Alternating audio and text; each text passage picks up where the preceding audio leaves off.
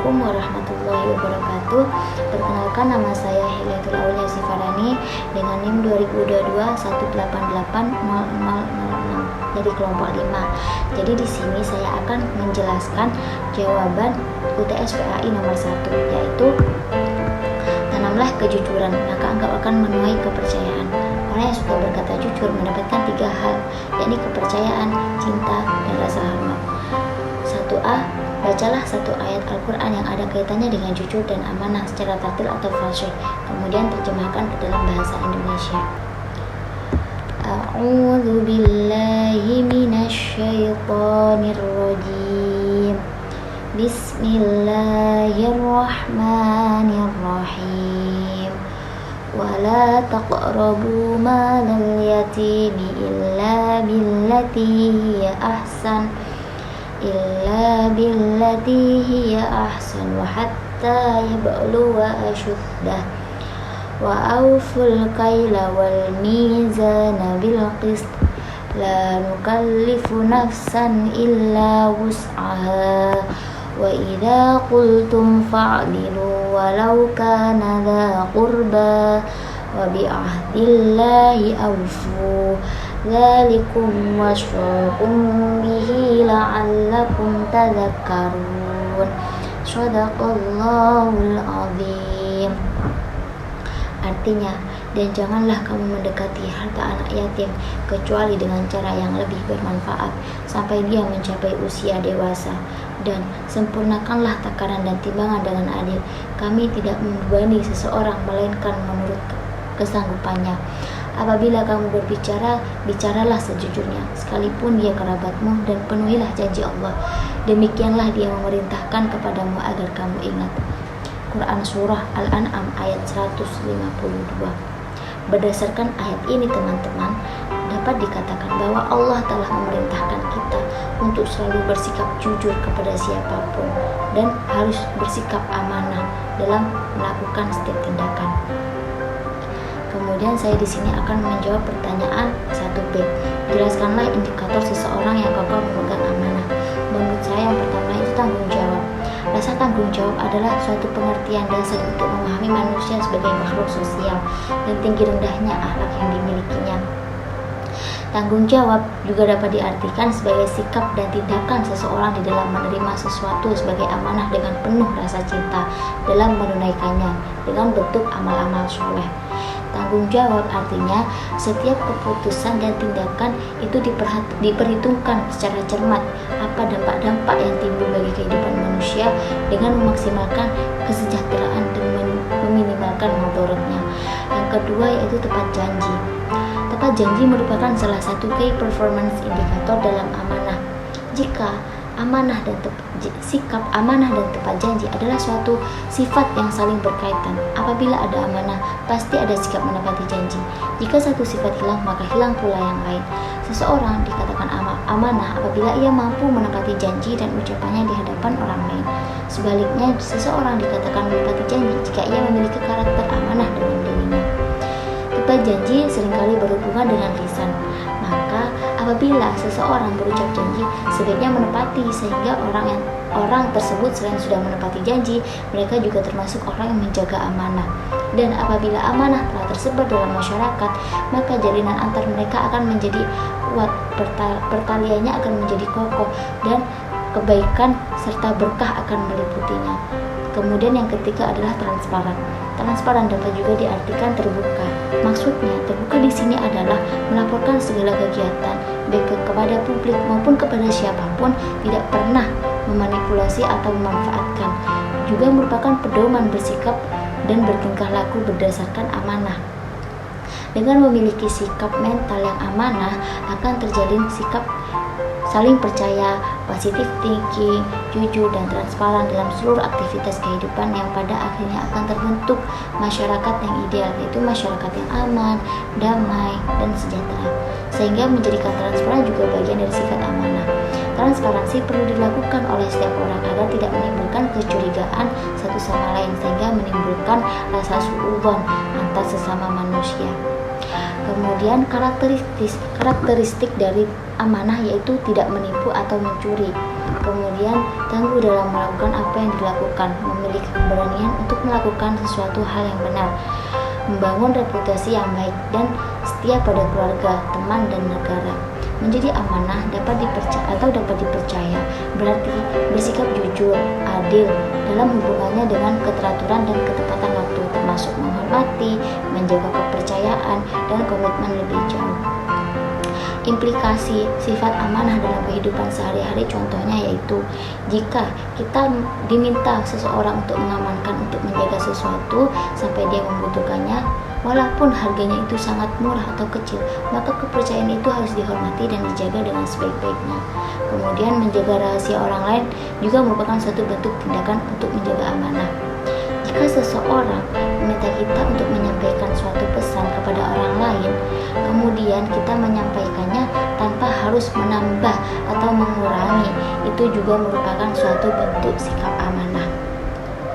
Bereaksi tentang sesuatu yang dilihat secara persis dalam suatu situasi tertentu merupakan tindakan dapat dipercaya atau amanah. Kemudian yang kelima yaitu menghabiskan waktu pada berbagai kegiatan yang mendatangkan manfaat, baik itu diri sendiri, keluarga, dan orang lain, merupakan bentuk tindakan yang dapat dipercaya. Jika kita menghabiskan waktu pada berbagai aktivitas yang menyebabkan adanya keburukan bagi diri sendiri, keluarga, dan orang lain, itu akan mendapatkan kemurkaan, maka tindakan tersebut bukanlah menjalankan amanah. Kemudian melakukan ibadah kepada Allah dengan menjalankan segala sesuatu yang diperintahkan dan menjauhi segala larangannya. Nah, kita sudah dipercaya untuk beribadah di dunia ini. Kemudian yang ketujuh itu menahan diri dari tindakan kecurangan, baik itu dalam transaksi jual beli ataupun dalam kegiatan ujian. Jadi kita tidak boleh mencontek ataupun membawa sesuatu hal yang bersifat curang. Baik, sekian dari saya. Untuk nomor selanjutnya akan dilanjutkan oleh rekan saya. Terima kasih. Wassalamualaikum warahmatullahi wabarakatuh.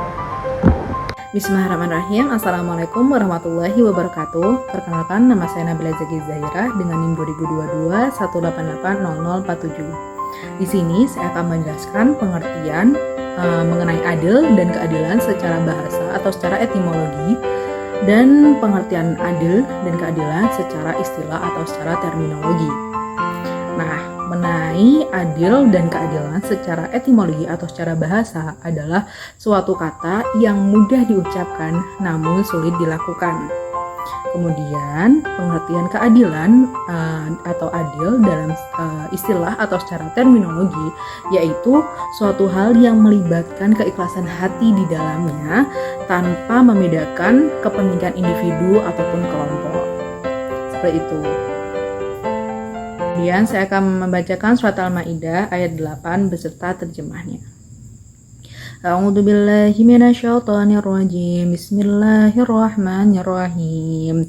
Ya ayyuhalladzina amanu kunu qawwamina lillahi syuhada'a bil qist.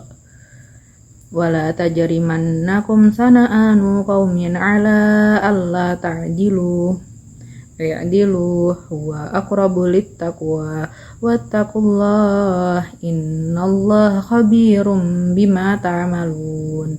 Yang artinya, wahai orang-orang yang beriman, jadilah kamu sebagai penegak keadilan karena Allah ketika menjadi saksi dengan adil, dan janganlah kebencianmu terhadap suatu kaum mendorong kamu untuk berlaku tidak adil.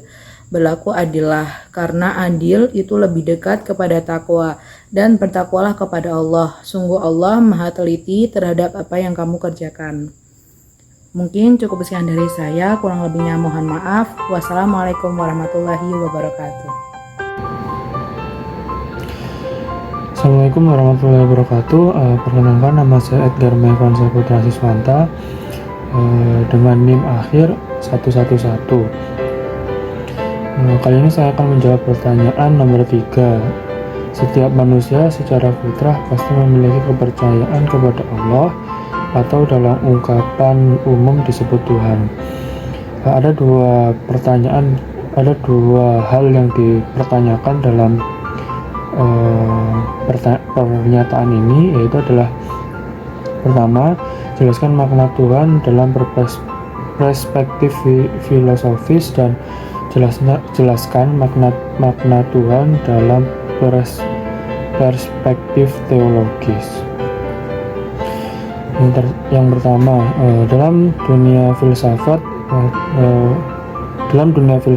Tuhan adalah ide, gagasan, atau teori atau asumsi permainan logika, dan seperti pepatah lain kepala lain isinya, maka demikian pula pemikiran para filsuf tentang Tuhan. Tidak ada yang betul persis sama, bahkan tidak sedikit yang malah saling berlawanan. Hanya arah pembicaraan tentang Tuhan dalam filsafat, sebagaimana juga dalam dunia sains, tidak serta-merta bermuara pada teisme atau keyakinan akan adanya Tuhan, sebab sebagian malah ada yang mengarah pada ateisme, sebagian lagi pada agnostisme. Itu sebuah petunjuk tersendiri bahwa jalan pikiran manusia tentang Tuhan tidaklah selalu sama. Menurut Immanuel Kant, memuarakan persoalan ketuhanan ke wilayah moral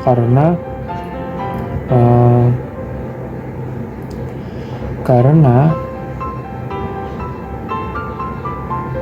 menurutnya Tuhan tidak bisa dijelaskan melalui fenomena yang dapat ditangkap oleh manusia, maka persoalan Tuhan pun dilemparkannya ke wilayah noumena atau wilayah di luar fenomena wilayah yang disebutnya mustahil untuk diketahui, lalu membungkusnya dengan filosofi moral sehingga tidak nampak seperti ateis tulen.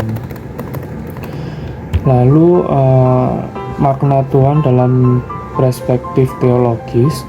Dalam perspektif teologis, agama dipandang sebagai suatu yang dimulai dari atas atau dari Tuhan sendirinya melalui wahyunya.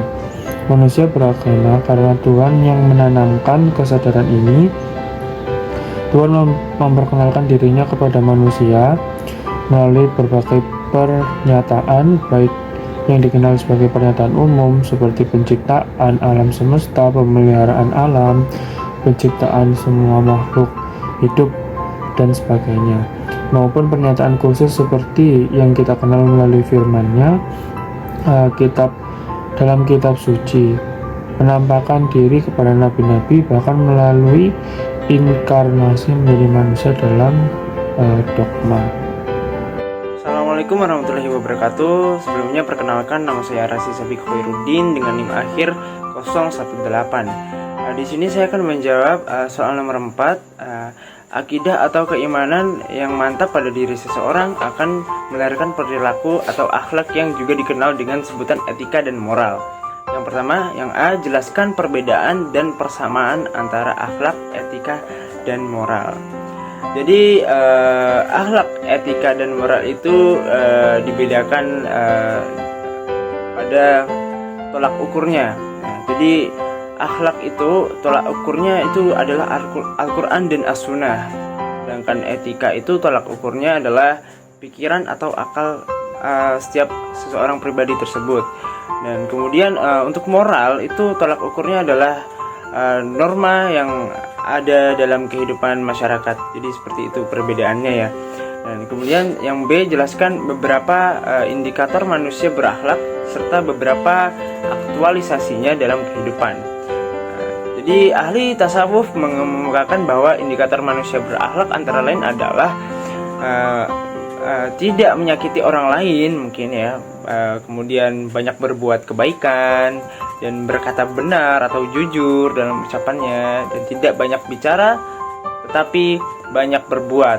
Kemudian sikapnya sabar, tenang, dan hatinya selalu bersama Allah SWT. Kemudian orang tersebut mungkin bijaksana, hati-hati dalam bertindak, disenangi